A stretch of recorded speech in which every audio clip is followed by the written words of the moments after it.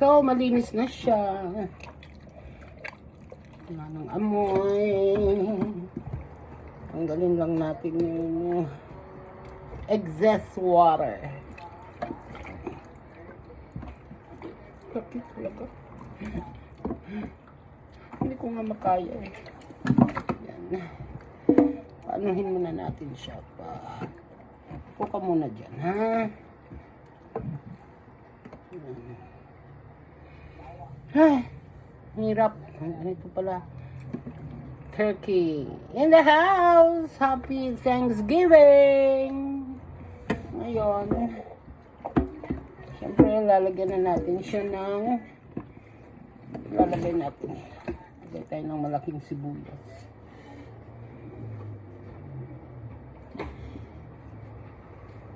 Ito. Lagay natin dyan.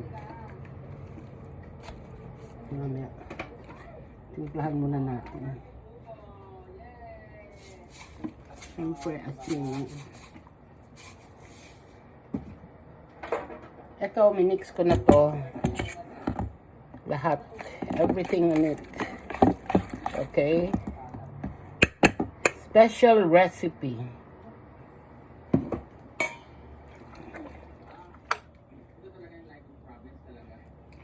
Lagyan natin kanilang mga yan. Problema lang Parang kaya masarap. ang mahirap niya sa provider. Ang papayag mo. Nandali, at ako yung Sabagay, ano yun eh. Pabori lang sa ano yung part-time lang.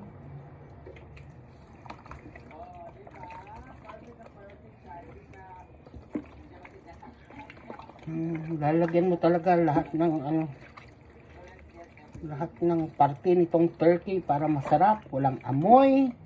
At saka hindi mo agad-agad lutuin. Talagang Hindi, marinate pa nga eh. Diba?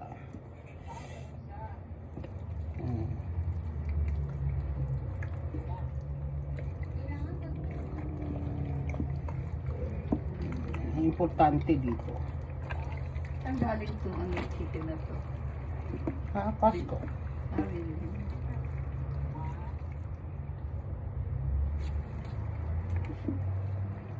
Para hindi siya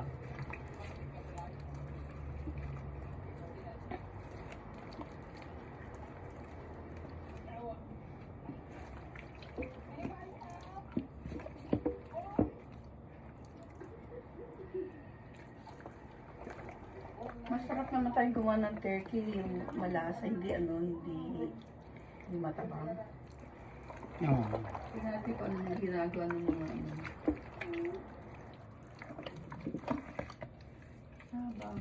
Kailangan pero pala tayo sasawa ng cranberry. kompleto na tayo, babe. Cranberry? Sama. Ay, ano to? Lalagay natin dito.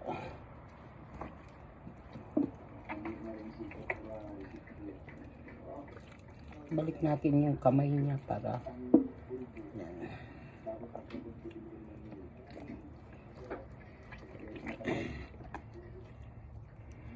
So, kung wala kang power, paano mo